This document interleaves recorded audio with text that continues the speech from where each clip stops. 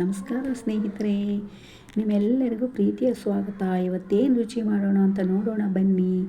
ನೋಡಿ, ಇಲ್ಲಿ ನಾನು ಮೆಂತ್ಯ ಸೊಪ್ಪು ಒಂದು ದೊಡ್ಡ ಕಟ್ ಮಾಡಿ ಇಟ್ಕೊಂಡಿದ್ದೀನಿ. ಒಂದು 40 ರೂಪಾಯಿದು ಸಣ್ಣದಾಗಿ ನೀಟಾಗಿ ಕಟ್ ಮಾಡಿ ಇಟ್ಕೊಂಡಿದ್ದೀನಿ ಮೆಂತ್ಯ ಸೊಪ್ಪನ್ನ.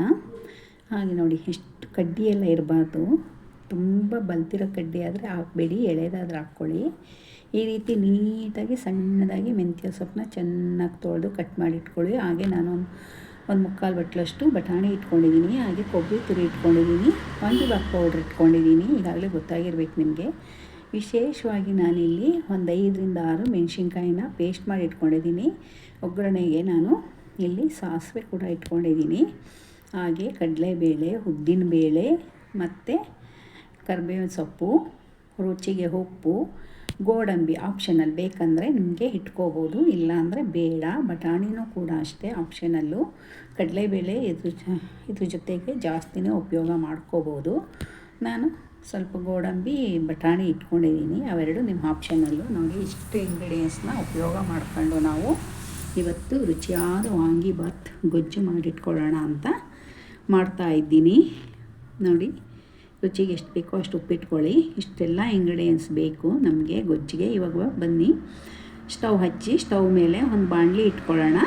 ಬಾಣಲಿ ಇಟ್ಕೊಂಡು ನಾನು ಎಣ್ಣೆ ಹಾಕ್ಕೊತಾ ಇದ್ದೀನಿ.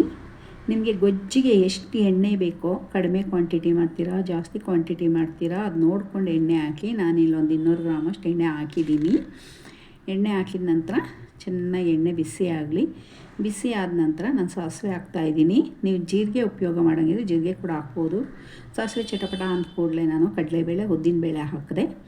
ಕಡಲೆಬೇಳೆ, ಉದ್ದಿನಬೇಳೆ ಸ್ವಲ್ಪ ಕೆಂಪಾಗಲಿ. ಸ್ವಲ್ಪ ಕೆಂಪಾಗ್ತಿದ್ದಂಗೆ ನಾನು ಗೋಡಂಬಿ ಹಾಕ್ಕೊಂಡೆ. ಗೋಡಂಬಿನೂ ಸ್ವಲ್ಪ ಡಾರ್ಕ್ ಬ್ರೌನ್ ಬರಲಿ, ತುಂಬ ಚೆನ್ನಾಗಿರುತ್ತೆ ತಿನ್ನೋಕ್ಕೆ. ಅನ್ನದ ಜೊತೆ ಕಲಿಸಿದಾಗ ರುಚಿಯಾಗಿರುತ್ತೆ. ಹಾಗಾಗಿ ಈಗ ಬಟಾಣಿ ಕೂಡ ಹಾಕ್ಕೊಳ್ಳಿ. ನೋಡಿ, ಇವಾಗ ನಾನು ಕರಿಬೇವಿನ ಸೊಪ್ಪು ಹಾಕ್ತಾಯಿದ್ದೀನಿ. ಸಾರಿ, ಹಸಿಮೆಣ್ಸಿನ್ಕಾಯಿ ಪೇಸ್ಟ್ ಹಾಕಿದೆ. ಹಸಿಮೆಣ್ಸಿನ್ಕಾಯಿ ಪೇಸ್ಟ್ ಯಾರೂ ಹಾಕಲ್ಲ ಅಂದ್ಕೊಂಡಿದ್ದೀನಿ, ನಾನು ಹಾಕ್ತಾಯಿದ್ದೀನಿ ರುಚಿ ಚೆನ್ನಾಗಿರುತ್ತೆ ಅಂತ. ಈಗ ಬಟಾಣಿ ಕೂಡ ಹಾಕ್ತೀನಿ. ಬಟಾಣಿನೂ ಹಾಕ್ಕೊಂಡು, ಫ್ರೋಝನ್ ಬಟಾಣಿ ಇದು, ಹಾಕಿ ಅದನ್ನು ಸ್ವಲ್ಪ ಎಣ್ಣೆಯಲ್ಲಿ ಫ್ರೈ ಮಾಡೋಣ. ಅದಾದ ನಂತರ ನಾವೀಗ ಕರಿಬೇವಿನ ಸೊಪ್ಪು ಹಾಕ್ಕೊಳ್ಳೋಣ. ಕರಿಬೇವು, ಬಟಾಣಿ, ಕಡಲೆಬೇಳೆ, ಉದ್ದಿನಬೇಳೆ, ಗೋಡಂಬಿ ಎಲ್ಲ ಫ್ರೈ ಆದಮೇಲೆ ನಾವು ಕಟ್ ಮಾಡಿ ಇಟ್ಕೊಂಡಿದ್ವಲ್ಲ ಮೆಂತ್ಯ ಸೊಪ್ಪು, ಫ್ರೆಶ್ ಆಗಿತ್ತು ಮೆಂತ್ಯ ಸೊಪ್ಪು, ಬೆಳಗ್ಗೆ ತಾನೇ ತೊಗೊಂಡು ಈಗ ನಾನು ಮಧ್ಯಾಹ್ನ ಮಾಡ್ತಾಯಿದ್ದೀನಿ. ಆ ಮೆಂತ್ಯ ಸೊಪ್ಪನ್ನು ಹಾಕ್ಕೊಂಡು ಚೆನ್ನಾಗಿ ಎಣ್ಣೆಯಲ್ಲಿ ಅದೆಲ್ಲ ಫುಲ್ ಕಮ್ಮಿ ಆಗಬೇಕು, ಆ ಥರ ಬಾಡಿಸ್ಕೊಳ್ಳಿ. ಚೆನ್ನಾಗಿ ಬಾಡಲಿ ಅದು ಎಣ್ಣೆಯಲ್ಲಿ. ಒಂಚೂರು ಕಹಿ ಇರಲ್ಲ, ತುಂಬ ರುಚಿಯಾಗಿರುತ್ತೆ. ನಾವು ಬದನೆಕಾಯಲ್ಲಿ ಯಾವಾಗಲೂ ಮಾಡ್ತಿರ್ತೀವಿ. ಈ ರೀತಿ ಒಮ್ಮೆ ಮಾಡ್ಕೊಂಡು ನೋಡಿ. ಕ್ಯಾಪ್ಸಿಕಮಲ್ಲೂ ಚೆನ್ನಾಗಿರುತ್ತೆ, ಅದರಲ್ಲೂ ಮಾಡ್ತಿರ್ತೀವಿ. ಮೆಂತ್ಯ ಸೊಪ್ಪಲ್ಲಿ ಒಂದು ಸಲ ಮಾಡ್ಕೊಂಡು ನೋಡಿ ಎಷ್ಟು ಚೆನ್ನಾಗಿರುತ್ತೆ ಅಂತ. ನೋಡಿ, ಇಲ್ಲಿ ಸ್ಕಿಪ್ ಆಗಿದೆ ವಿಡಿಯೋ. ಹುಣಸೆಹಣ್ಣು ಒಂದು ದೊಡ್ಡ ನೆಲ್ಲಿಕಾಯಿ ಗಾತ್ರ ಕಿವುಚಿಟ್ಕೊಂಡಿದ್ದೆ, ಗಟ್ಟಿ ರಸ, ಅದನ್ನು ಕೂಡ ಇವಾಗ ಇದರಲ್ಲಿ ಹಾಕಿದ್ದೀನಿ. ಒಂದು ಸ್ವಲ್ಪ ಬೆಲ್ಲ ಹಾಕಿದ್ದೀನಿ ಹುಣಸೆಹಣ್ಣು ಜೊತೆನೇ. ಚೆನ್ನಾಗಿ ಮಿಕ್ಸ್ ಮಾಡೋಣ. ಈಗ ಅದು ಸ್ವಲ್ಪ ಹುಣಸೆಹಣ್ಣು ಅಂಶ ಎಲ್ಲ ಸೊಪ್ಪಿಗೆ ಹಿಡೀಲಿ.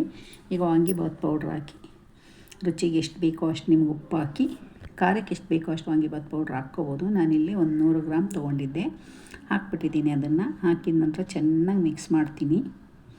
ಮಿಕ್ಸ್ ಮಾಡಿದ ನಂತರ ಕೊತ್ತಂಬರಿ ಹಾಕ್ಬಿಡ್ತೀನಿ. ಕೊತ್ತಂಬರಿ ಹಾಕಿ ನಾನೀಗ ತುರಿದಿಟ್ಕೊಂಡಿದ್ನಲ್ಲ ಕೊಬ್ಬರಿ, ಅದು ಕೂಡ ಹಾಕಿ ಚೆನ್ನಾಗಿ ಮಿಕ್ಸ್ ಮಾಡ್ತೀನಿ. ನೋಡಿ, ಇವಾಗ ಚೆನ್ನಾಗಿ ಮಿಕ್ಸ್ ಮಾಡಿ ಕೆಳಗಡೆ ಇಳಿಸಿದ್ರೆ ನಮ್ಮ ವಾಂಗಿಬಾತ್ ಗೊಜ್ಜು ಬೇಗನೆ ಆಗಿಬಿಡುತ್ತೆ 10 ನಿಮಿಷದಲ್ಲಿ. ಯಾರೆಲ್ಲ ಹೊಸ್ದಾಗಿ ನನ್ನ ಚಾನಲ್ನ ನೋಡ್ತಿದ್ರು ಪ್ಲೀಸ್ ಸಬ್ಸ್ಕ್ರೈಬ್ ಮಾಡ್ಕೊಂಡು ನೋಡಿ, ಲೈಕ್ ಮಾಡಿ, ಶೇರ್ ಮಾಡಿ. ಮುಂದಿನ ವಿಡಿಯೋದಲ್ಲಿ ಸಿಗ್ತೀನಿ. Okay, bye bye. Thank you so much.